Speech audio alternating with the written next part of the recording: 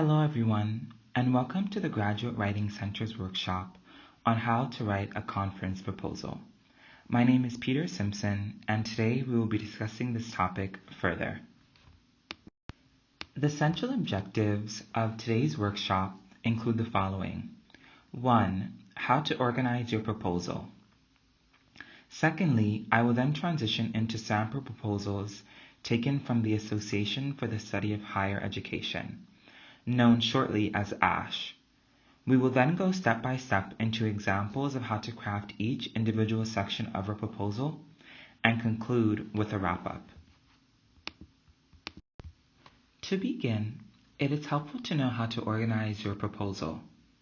It may be based on a research paper, class assignment, or longer assignment such as a manuscript, thesis, integrative project, capstone, or dissertation.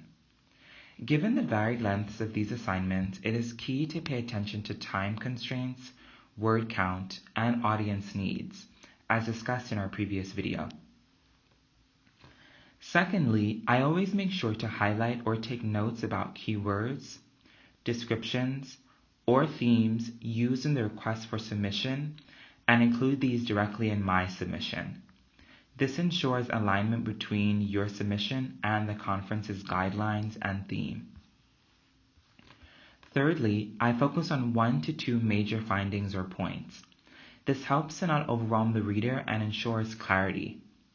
Lastly, I solicit feedback from a wide variety of sources, including my peers, advisors, teaching assistants, and of course, the Writing Center is available to provide support and guidance as necessary.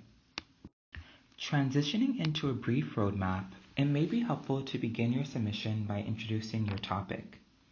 Answering the following questions may help spur some of the answers to that.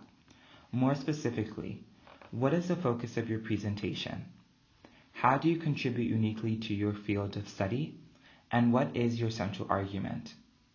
You may then transition into your research questions or the body paragraphs of your submission, where you state more specifically what challenges your research addresses. For your convenience and reference, some sentence starters are provided above. Lastly, it's imperative to guide your reader along throughout your writing, and using signposts such as those included in the slide above does just that. In the instance that you're short on space, reviewers will be keen to know how you conducted your research. Did you utilize qualitative, quantitative, or mixed methods approaches to data collection? Common examples of qualitative research include document analysis, interviews, and focus groups. Examples of quantitative analysis include surveys and network analysis. And mixed methods includes a combination of both types of research methods. In addition, it's imperative to provide readers with a preview of your preliminary findings or themes. Know that it's customary for these to change by the time of the conference. Lastly, as you conclude your submission, restate the salience of your work and how the conference will be beneficial to your future growth. In the instance that you're short on space, reviewers will be keen to know how you conducted your research. Did you utilize qualitative, quantitative, or mixed methods approaches to data collection? Common examples of qualitative research include document analysis, interviews, and focus groups. Examples of quantitative analysis include surveys and network analysis. And mixed methods includes a combination of both types of research methods.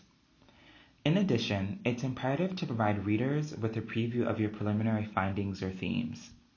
Know that it's customary for these to change by the time of the conference. Lastly, as you conclude your submission, restate the salience of your work and how the conference will be beneficial to your future growth. I will now transition into sample proposals taken from the Association for the Study of Higher Education, ASH.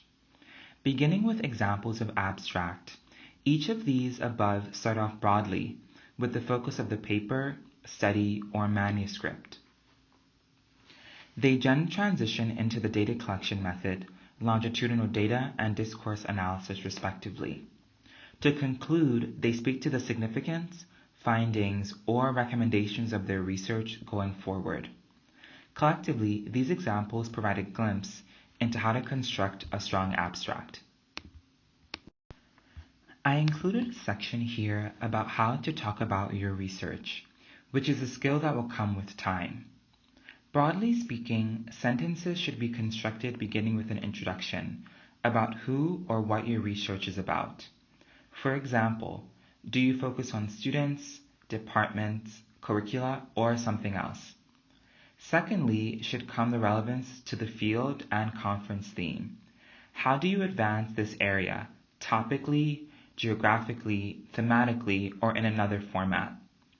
Lastly comes the salience or significance of your research. More specifically, what are you highlighting, solving, or seeking to address? I will now transition into walking you through a step-by-step for drafting a strong introductory open. Firstly, during your presentation, introduce yourself, including your name, program, and prior professional and academic experiences. Think LinkedIn bio. Secondly, transition into your paper, research, or work. The sentence starter above provides a good foundation. Lastly, set the context for your work. Did your interest arise from previous coursework, or naturally as part of your integrated project, capstone, or dissertation research? The background about your research follows logically from the context you provided in your introduction. Be sure to include important literature, theories or frameworks you use to inform your work, and tools used throughout your research, including datasets or models. Lastly, include a somewhat more in-depth explanation of your data collection process. For example, how many participants were a part of your study, and why did you choose a survey or interview over a focus group or ethnographic approach to research? In the example above, taken again from the Association for the Study of Higher Education, is one approach to speak about the objective and purpose of your research. Included is a broad opening about the focus of research with relevant literature as well. In the second paragraph, we see what's commonly referred to as a gap in the literature, something new or missing that your research will address. The final sentence speaks to the timeliness and salience of research, making direct mention to forthcoming topics, including learning analytics and changing environments. An ideal literature review should contain the following: authors relevant to your discipline, topic, and focus, relevant citations, and a discussion about how your work adds, nuance, or complicates their own. In the following section, we'll take a closer look at another proposal from ASH that creates a compelling literature review. In the literature review above, we see direct mentions and quotes from selected authors. More specifically, we see the author is including their own voice by using words such as "in other words" or "the vast majority." Thus, it's imperative that your review includes mentions of how these authors relate to your study and how your unique research will add to this conversation. A conceptual or theoretical framework refers to how you view or understand a text or worldly phenomena. These are commonly based on themes from your class readings, and examples include human capital theory, feminist epistemologies, and social stratification theory. Another way to view the conceptual or theoretical framework is to think about how you situate your work in a specific context or lineage. This lineage is the framework. In the example above, we see a compelling instance of a conceptual and theoretical framework. Taking a step further than literature review, we see mention of Austin 2011 system model to understand faculty members' teaching-related decisions. Following this brief introduction is a more specific, deep dive into how Austin understands this context. This will be central when the author writes up their findings to relate to Austin's work. Your research methodology, also known as your research design, walks readers through your process of collecting data and information. For example, Touch on how you recruited participants. Did you use a specific type of sampling? And how many participants were included? Lastly, be sure to touch on which research methods, qualitative, quantitative, or mixed methods, guided your research and why this method was the best. This justification can be backed by literature and/or previous studies. Another term for research methodology is study method or modes of inquiry. In the example above, we see direct mentions to data sources, in this instance Amazon's Mechanical Turk, sampling size, in this case n equals 1621, and various variables of interest. Although this example is focused on quantitative research, all research should aim to be as specific as possible to ensure that others interested can replicate this research if desired. In the slide above are common ways to present your research and findings. These can take many formats, including the provision of tables, charts, and graphs, as well as quotes. More specifically, be sure to include how you came to your findings. For example, how did you code or memo your data? Were interviews audio-visually recorded, transcribed? Which variables did you control? And why did you choose one model over another? Another way to depict data is a narrative description of what your data shows and how it relates to your research question and larger ideas such as education, schooling, and faculty support.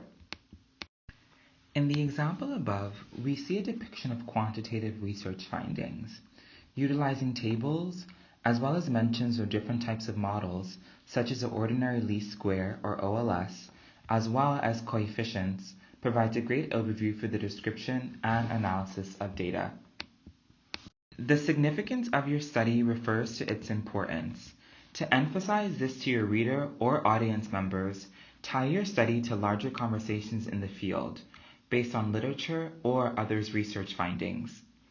Also, be sure to highlight what directly readers gain from your study, including new approaches to theory, research methods, policy, and/or practice. Lastly, always link your submission and presentation to the conference theme. The significance of your study refers to its importance.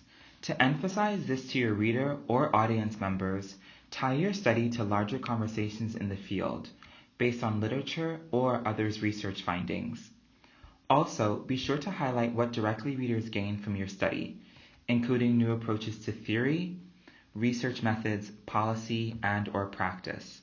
Lastly, always link your submission and presentation to the conference theme. The final slide above includes a short example of how to write up a discussion and implication section. It starts with a reminder about the study's findings and then transitions into making a larger claim relevant to their field of study. To conclude, the authors also include recommendations and a quick justification of their choice of model, in this case, multinomial logistic regression.